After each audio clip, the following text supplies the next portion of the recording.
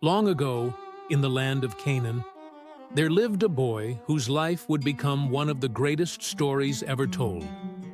A story of a coat that started a catastrophe, of a pit that became a passageway, of a prison that turned into a palace. His name was Joseph, and this is his story.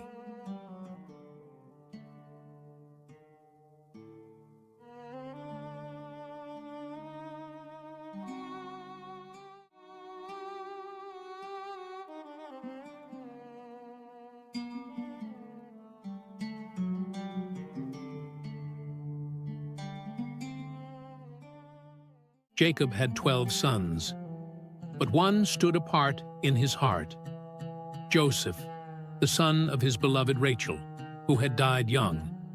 And Jacob made that love visible. He gave Joseph a coat, a long ornamented robe, the kind you give someone you have set apart. Every morning, that coat was a silent message to 10 older brothers. You are not the one. And bitterness, when it is watered daily, becomes something dangerous. Genesis 37, verse 4. They hated him and could not speak a kind word to him. They hated him all the more, because Jacob knew what it meant when God spoke through dreams. Jacob sent Joseph to check on his brothers grazing their flocks far north. A simple errand, a father sending a son. Look, it's Joseph. Here comes that dreamer. Let's kill him and throw him into one of these cisterns. Then we'll see what becomes of his dreams. But Reuben left. And while he was gone, a caravan of Ishmaelite traders appeared on the road to Egypt. Brothers, please! It's settled. 20 pieces of silver. The price of a dream. They took his coat, dipped it in goat's blood, and brought it to their father. We found this. Do you recognize it? It is my son's robe, for your son was devoured him. Joseph has surely been torn to pieces. Jacob mourned for days. Meanwhile, Joseph arrived in Egypt, stripped of his coat, his family, his freedom. Named Potiphar, captain of Pharaoh's guard. Everything was gone. Or so it seemed. In Potiphar's house, something remarkable happened. Joseph worked faithfully, honestly, with his whole heart, and the Lord was with him. The presence of God on Joseph's life was so evident that a pagan Egyptian commander could see it, from slave to overseer of the whole estate. But then came the test. And it came to pass after these things that his master's wife cast longing eyes on Joseph, and she said, Lie with me. After day she pressed him. Day after day he refused. And when she persisted, Joseph answered her directly, Look, my master does not know what is with me in the house, and he has committed all that he has to my hand. Come, Joseph, lie with me. How then can I do this great wickedness and sin against God? So it was, as she spoke to Joseph day by day, that he did not heed her, to lie with her or to be with her. Then one day she caught him by his garment, saying, Lie with me, in her hand, and fled and ran outside. He tried to attack me. She used his garment against him. She accused him, pointing to Firmas, tome to the prison. To the prison with him, without hearing a word from Joseph. His master took him and put him into the prison, a place where the king's prisoners were confined. He did everything right, and still ended up in a cell. But the scripture will not leave us there. Listen to what it says next. And he gave him favor in the sight of the keeper of the prison pit. After the slavery, after the false accusation, the Lord was with Joseph. Still, that phrase keeps returning. It is the spine of this entire story. The keeper of the prison committed to Joseph's hand all the prisoners who were in the prison. Whatever they did there, it was his doing. The keeper of the prison did not look into anything that was under Joseph's authority, because the Lord was with him, and whatever he did, prosper. Same man, different cell, same God. It came to pass, after these things, that the butler and the baker of the king of Egypt offended their lord, king of Egypt. And Pharaoh was angry with his 2 officers, the chief butler and the chief baker. So he put them in custody, in the house of the captain of the guard, in the prison, the place where Joseph was confined. Joseph was assigned to serve them. Then the butler and the baker of the king of Egypt, who were confined in the prison, had a dream, both of them, each man his own dream in one night. And Joseph came in to them in the morning and looked at them, and saw that they were sad. So he asked Pharaoh's officers who were with him in the custody of his lord's house, saying, "Why do you look so sad today?" Joseph, who had every reason to be consumed by his own suffering, was watching their faces. And they said to him, "We each have had a dream, and there is no interpreter of it." Do not interpretations belong to God? Tell them to me, please. The chief butler told his dream first. 3 branches, blossoms, grapes, Pharaoh's cup. Joseph interpreted it. In 3 days he would be restored to his position. Then the chief baker told his birds. Both came true, exactly as Joseph said. And before the butler left, Joseph made one quiet request. But remember me when it is well with you, and please show kindness to me, make mention of me to Pharaoh, and get me out of this house. For indeed I was stolen away from the land of the Hebrews. Yet the chief butler did not remember Joseph, but forgot him. And with that sentence the chapter ends. 2 more years, 730 more days in that cell. But the butler's forgetfulness was not God's forgetfulness. The silence was not absence. God had not lost Joseph's file. He was simply not finished preparing the stage. Then it came to pass, at the end of 2 full years, that Pharaoh had a dream, and behold, he stood by the river. 7 fat, healthy cows came up from the Nile, the fat ones. He woke, fell asleep again, and dreamed a second time. 7 full heads of grain on one stalk, then 7 withered heads swallowing the good ones. And he sent and called for all the magicians of Egypt and all its wise men. And Pharaoh told them his dreams, but there was no one who could interpret them for Pharaoh. And then, 2 years late, the chief butler remembered. He stepped forward and said to Pharaoh, I remember my faults this day, when Pharaoh was angry with his servants and put me in custody in the captain of the guard's house, both me and the chief baker. And there was a young Hebrew man with us there, a servant of the captain of the guard. "A Hebrew servant?" we told him. And he interpreted our dreams for us. To each man he interpreted according to his own dream. And it came to pass, just as he interpreted for us, so it happened. Then Pharaoh sent and called Joseph, and they brought him quickly out of the dungeon, and he shaved, changed his clothing, and came to Pharaoh. 13 years after the prisoner stood before the most powerful man on earth. I have had a dream, and there is no one who can interpret it. But I have heard it said of you that you can understand a dream to interpret it. It is not in me. God will give Pharaoh an answer of peace. 13 years of suffering. The dreams of Pharaoh are one. God has shown Pharaoh what he is about to do. The 7 good cows are 7 years, and the 7 good heads are 7 years. The dreams are one, and the 7 thin and ugly cows which came up after them are 7 years, and the 7 empty heads blighted by the east wind are 7 years of famine. Indeed, 7 years of great plenty will come throughout all the land of Egypt, but after them 7 years of famine will arise. This is a grave warning. And all the plenty will be forgotten in the land of Egypt, and the famine will deplete the land. Now therefore let Pharaoh select a discerning and wise man, and set him over the land of Egypt. Let Pharaoh do this, and let him appoint officers over the land, to collect 1/5 of the produce of the land of Egypt in the 7 plentiful years. And let them gather all the food of those good years that are coming, and store up grain, that the land may not perish during the famine. So the advice was good in the eyes of Pharaoh and in the eyes of all his servants. And Pharaoh said to his servants, "Can we find such a one as this, a man in whom is the Spirit of God?" Then Pharaoh turned to Joseph. "Inasmuch as God has shown you all this, there is no one as discerning and wise as you. You shall be over my house, and all my people shall be ruled to your word. Only in regard to the throne will I be greater than you." Then Pharaoh took his signet ring off his hand and put it on Joseph's hand, crying, and he clothed him in garments of fine linen, and put a gold chain around his neck. And he had him ride in the 2nd chariot which he had. Joseph was 30 years old. 13 years from pit to palace. Not 1 year wasted. Not 1 tear unseen. But Pharaoh was not finished. The ring, the linen, the chariot, these were symbols. What came next was the word of a king. Pharaoh also said to Joseph, "See, I have set you over all the land of Egypt, not just overseer of a household, not just manager of a prison, over all the land of Egypt." Then Pharaoh gave him a new name, a name in the tongue of Egypt, meaning the one who reveals hidden things, or as some have rendered it, Savior of the world. The boy who had once been of his name along with his coat now wore an Egyptian name given by the most powerful throne on earth. The name is Zaphnath-Paneah. Pharaoh also gave him a wife. And Pharaoh gave Joseph as a wife Asenath, the daughter of Potiphar, priest of On, a Hebrew shepherd's son, sold as a slave, now given a bride by Pharaoh himself. Then Joseph went out over all the land of Egypt.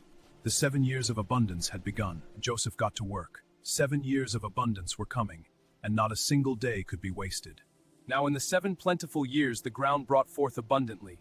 So he gathered up all the food of the 7 years which were in the land of Egypt, and laid up the food in the cities. He laid in every city the food of the fields which surrounded them.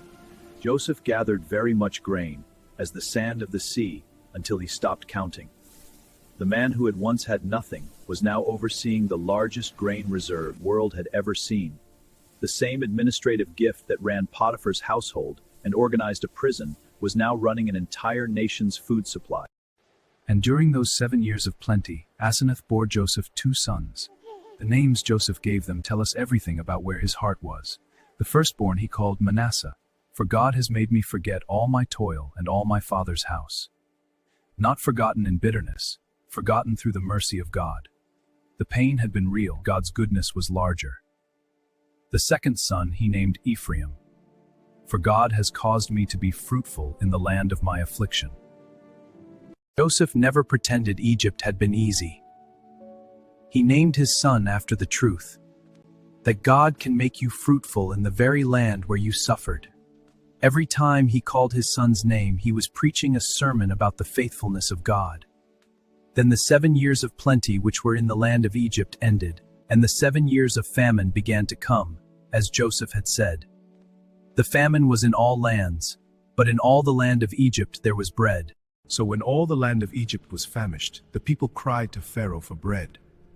Then Pharaoh said to all the Egyptians, "Go to Joseph, whatever he says to you, do." The famine was not limited to Egypt. It spread across every surrounding nation, and all the world came to Joseph. The dreamer of dreams had become the feeder of nations. Everything God had spoken through those 2 visions was now coming to pass, and the stage was being set for a reunion that would change his family forever. The 7 years of famine came, exactly as God had said, and it stretched beyond Egypt, into Canaan, into the tent of Jacob. When Jacob saw that there was grain in Egypt, Jacob said to his sons, "Why do you look at one another? I have heard that there is grain in Egypt. Go down to that place and buy for us there, that we may live and not die." So 10 of Joseph's brothers made the journey down to Egypt. So Joseph's brothers came and bowed down before him with their faces to the earth. The dream from 22 years ago, fulfilled before his eyes. Joseph saw others and recognized them. But he acted as a stranger to them and spoke roughly to them. Where do you come from? From the land of Canaan. To buy food. You are spies. He kept Simeon bound before their eyes as a hostage, and sent the rest home with grain, but had every man's silver secretly returned in his sack. When they stopped for the night and one opened his sack, the silver was there, and their hearts sank and they were afraid, saying to one another, "What is this that God has done to us?" But before the brothers had left Egypt, something had happened that they did not know. Joseph had overheard them speaking to one another in Hebrew, not realizing he understood every word. "We are truly guilty concerning our brother, for we saw the anguish of his soul when he pleaded with us, and we would not hear. Therefore this distress has come upon us." And Reuben answered them, saying, "Did I not speak to you, saying, 'Do not sin against the boy,' and you would not listen? Therefore, behold, his blood is now required of us." When they arrived home and told Jacob everything, Simeon kept, grain given, and now they must bring Benjamin. Jacob refused. His grief broke open. "You have bereaved me. Joseph is no more, Simeon is no more, and you want to take Benjamin. All these things are against me." My sorrow will bring me down to the grave. Reuben offered his own 2 sons as surety. Jacob still refused. He would not let Benjamin go. But as the famine deepened and the grain ran out, Jacob had no choice. Judah himself stood ready for Benjamin's life. And at last Jacob released him, sending gifts of balm, honey, spices, myrrh, pistachio nuts, and almonds, and double the silver. "I am bereaved," he said. And the brothers went back down to Egypt. When they arrived in Egypt and Benjamin stood before him, Joseph was overwhelmed. He gave instructions for a feast to be prepared at his house. The brothers were afraid. Was this a trap about the silver? This is no trap. Then Joseph came in, and when he saw Benjamin, his own brother, the son of his own mother, his heart yearned for his brother, so Joseph made haste and sought somewhere to weep. And he went into his chamber and wept there. He composed himself and returned. The table was set, and they were amazed and filled with joy.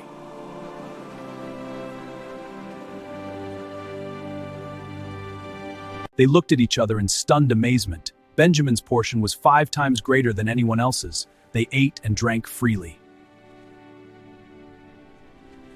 Then came the final test. Joseph had his silver cup hidden in Benjamin's sack. The brothers set off home. Then Joseph sent his steward after them. They were overtaken, the cup found, and all brought back, their clothes torn in grief. And Judah, the very man who had once said, "Let us sell him," stepped forward. "Oh, my lord, please let your servant speak a word in my lord's hearing. And do not let your anger burn against your servant, for you are even like Pharaoh." We have a father who is old, and this boy is the child of his old age. And his brother is dead, and he alone is left of his mother's children. And our father loves him. Please let me remain instead of him, and let him go back home with my brothers, for how shall I go to my father if he is not with me? This will kill our father. The man who once sold his brother was now offering himself as a slave to save one. They had changed, and Joseph, he could not hold it any longer, and he wept aloud, and the Egyptians heard him. Then Joseph said to his brothers, "I am Joseph. Is my father still alive?" But his brothers could not answer him, for they were dismayed in his presence, whom you sold into Egypt. But now do not therefore be grieved or angry with yourselves because you sold me here, for God sent me before you to preserve life. They expected judgment. They had earned judgment. What they received was something they had no category for. God sent me before you to preserve a posterity for you in the earth, and to save your lives by a great deliverance.